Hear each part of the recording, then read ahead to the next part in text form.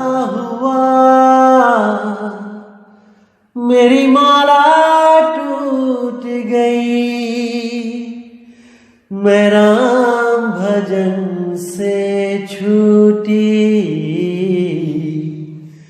भला हुआ मेरी माला टूट गई, मैं राम भजन से छूटी। मेरे सिर से टली बला, भला हुआ मेरी माला टूट गई, मैं राम भजन से छूटी।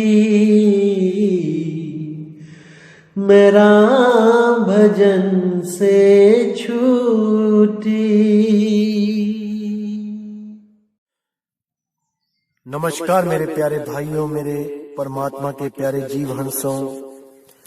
मालिक से यही अरदास करूंगा हमेशा कि आप सब मेरे भाइयों का विवेक इतना बढ़े, इतना बढ़े, इतना बढ़े कि ऐसी कोई चीज ना रहे जो मेरे प्यारे भाइयों को समझ ना आए, या ऐसा कोई संदेह या संशय मन में न रह जाए जिसके चलते वो भ्रमित हो जाएं।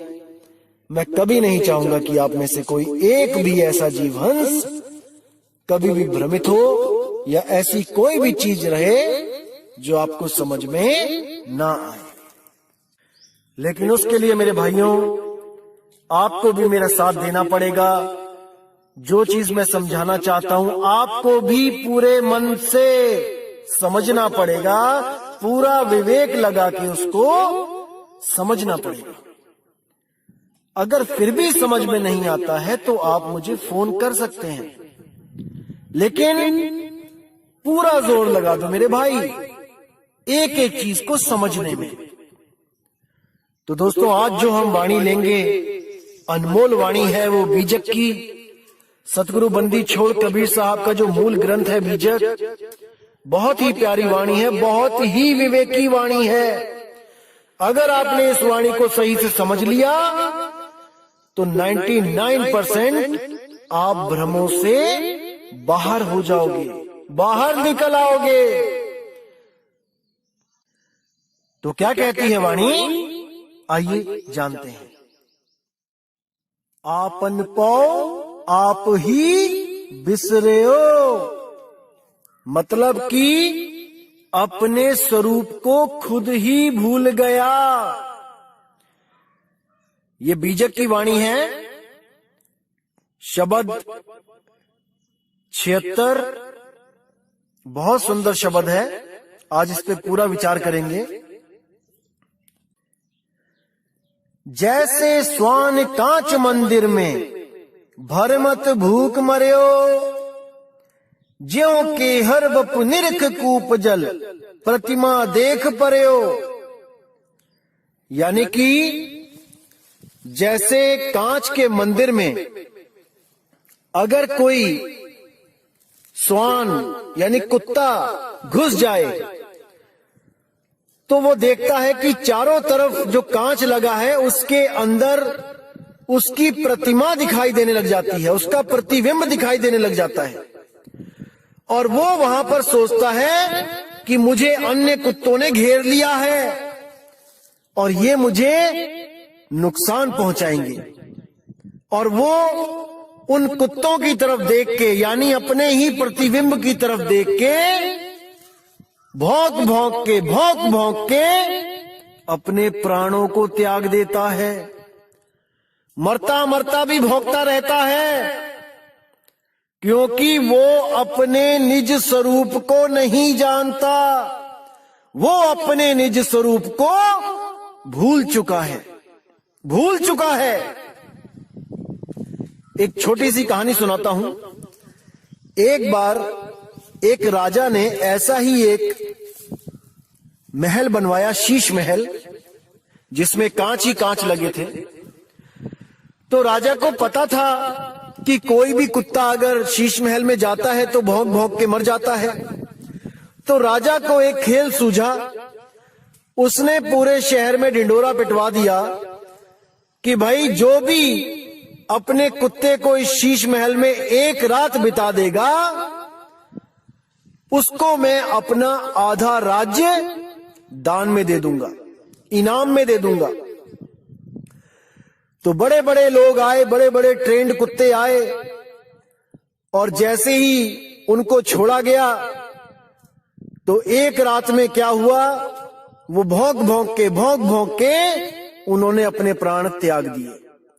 शाम को कुत्ता डाला जाता और सुबह को उसकी लाश निकाली जाती। सब बड़े हैरान परेशान कि भाई इतने प्यारे प्यारे कुत्ते ये काल के मुंह में चले गए, लेकिन कोई भी जीवित वापस बाहर ना आ पाया। तो एक बार क्या होता है, एक बहुत ही होशियार आदमी होता है, वो भी अपने कुत्ते को लेके जाता है राजा के पास। कहता है महाराज मेरे कुत्ते को भी इस शीश महल में जाने का मौका दो। तो महाराज कहते हैं क्या तुम्हें अपने कुत्ते से प्रेम नहीं है?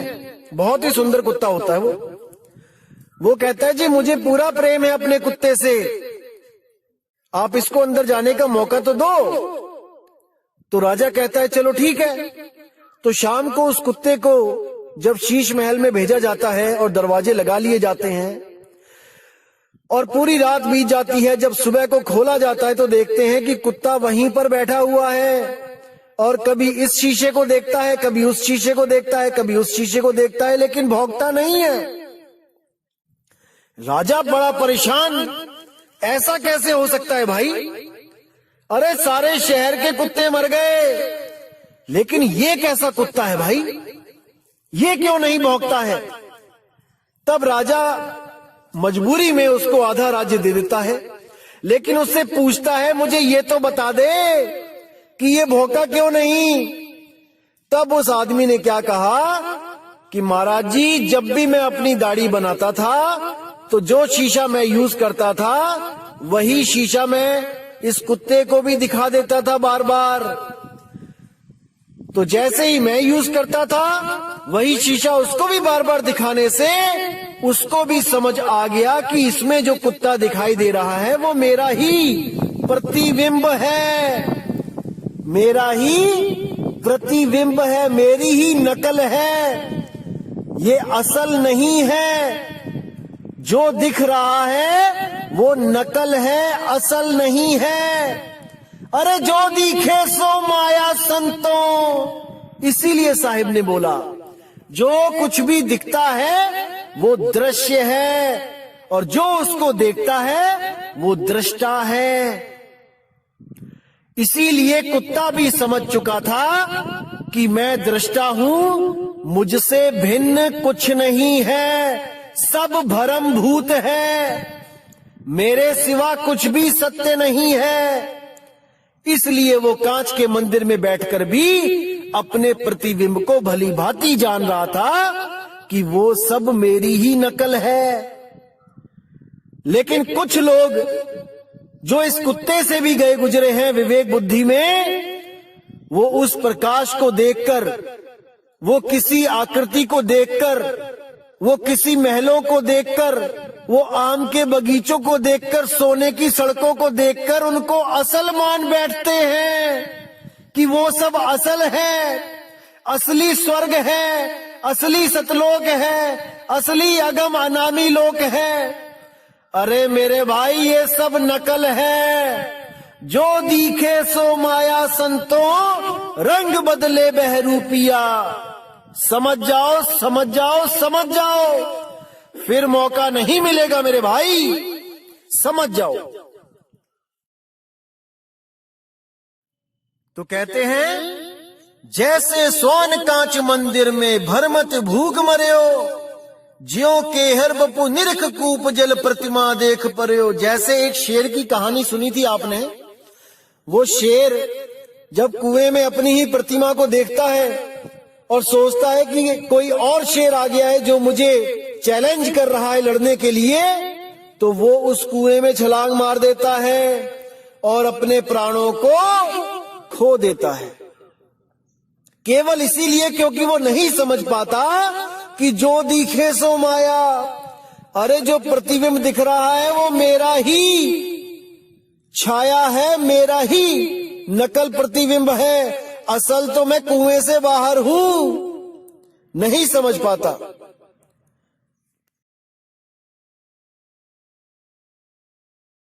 अब कहते हैं वैसे ही गजफटक शिला में दशनन आने अरियो, मरकट मूठ स्वाद नहीं बिहुरे, घर घर रटत फिरियो।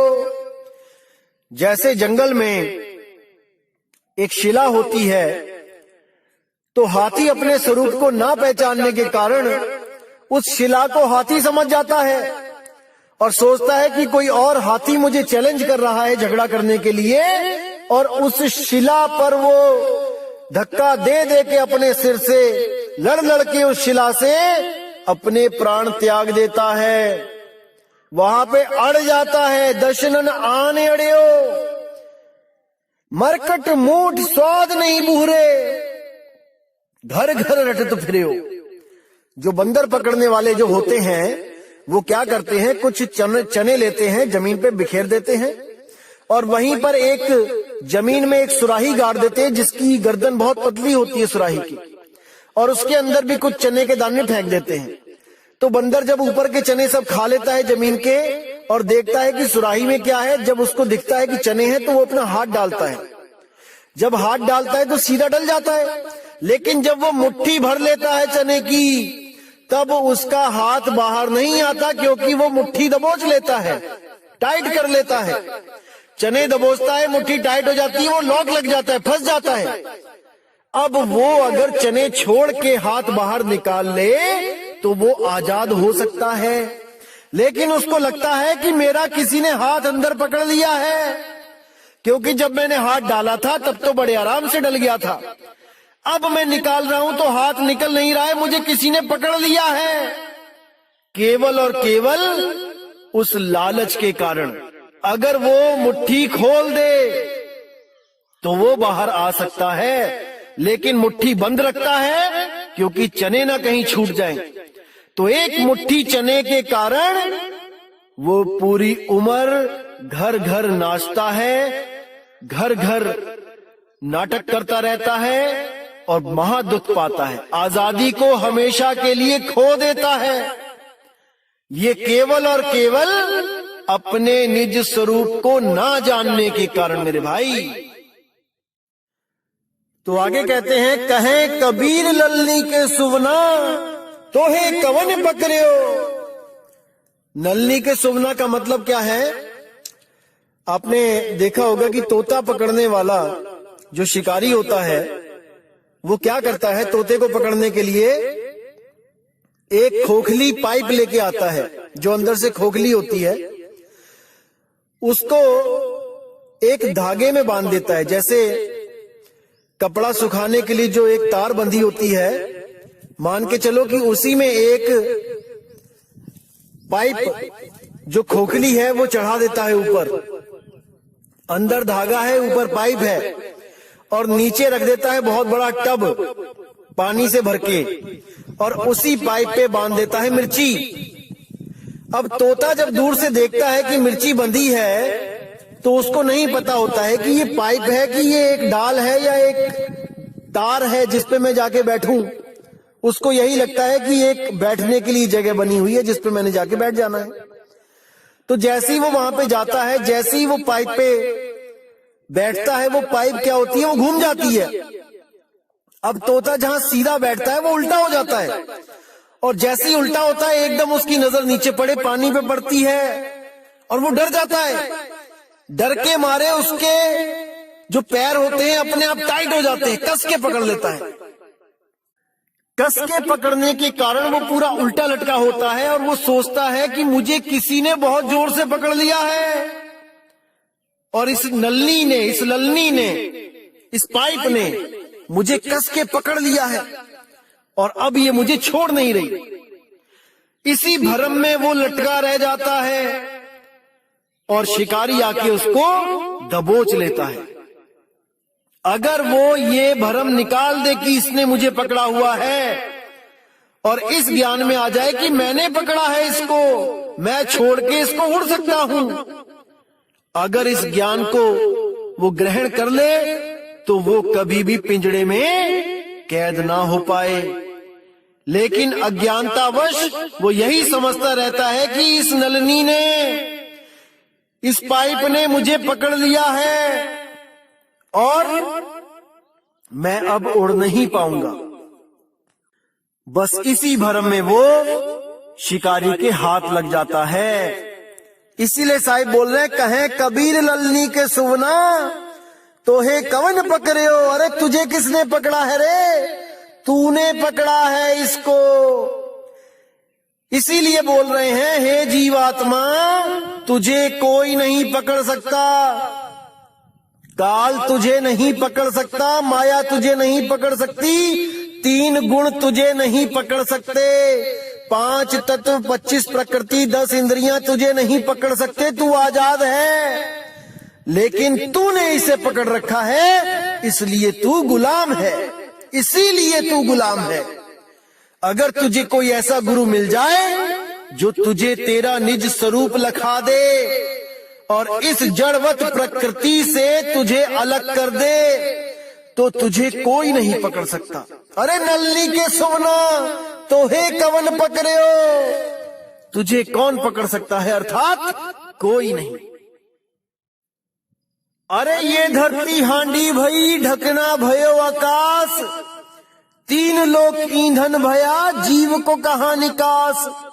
सतगुरु हांडी फोड़ के ढकना दियो उघार, और सुरत चली सतलोक को काल रहा झक मार।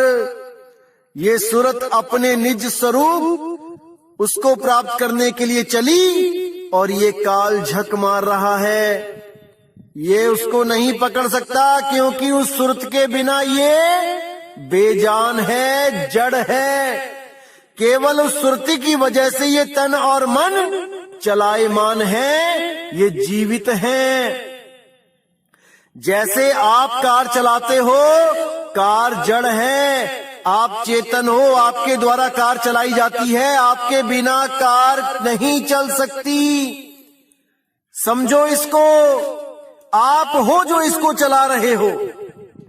इसी तरह तन और मन आपको नहीं पकड़ सकते, क्योंकि आपके बिना ये मुर्दा है, मुर्दा।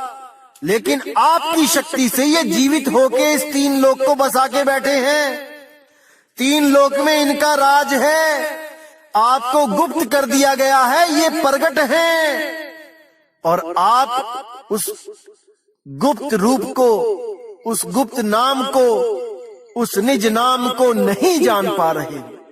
इसीलिए बंदी छोड़ को यहाँ पर आप जैसी देह बना के आना पड़ता है, देह धारण करके आना पड़ता है। वो देहधारी नहीं है कि उसकी कोई अपनी देह है, वो देह धारण करके आता है। जैसे राजा किसी लड़ाई में जाए तो अस्त्र शस्त्र धारण करके जाता है।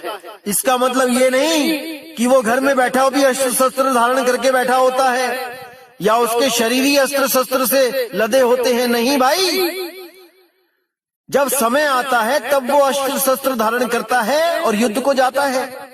इसी तरह जब कबीर साहब ज्ञान देने आते हैं तब शरीर को धारण करते हैं, और जब निज स्वरूप में जाते हैं तो धारण शरीर को हटा देते हैं, गुप्त कर देते हैं। वो देहधारी नहीं है हमारी तरह, लेकिन हमारे लिए वो देह धारण करके आते हैं। असल में वो विदेही है, विदेही। समझ जाओ इस बात को मेरे भाई, समझ जाओ। तो दोस्तों, उम्मीद करूंगा कि आज के सत्संग से आपको निज स्वरूप के बारे में काफी हद तक समझ आ गया होगा।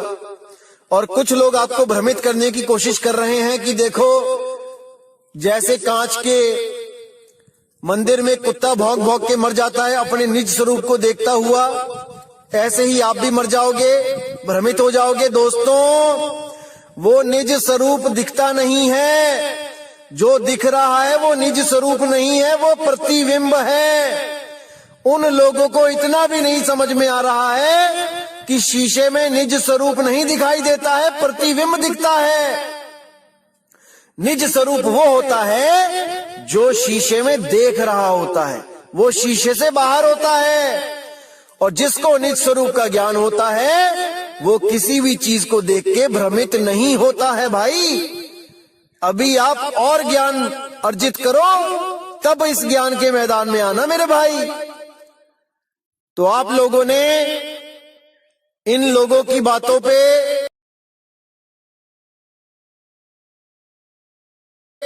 बिना विवेक किए भरोसा नहीं करना है मेरे भाई।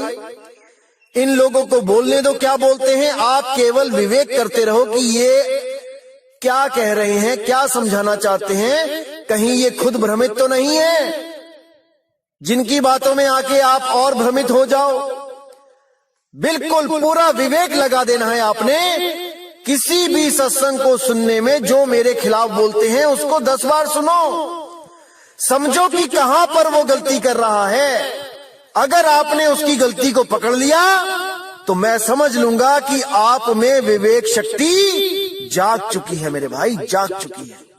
अब आप इस लायक हो चुके हो कि आप उस अनमोल ज्ञान को ग्रहण कर सको।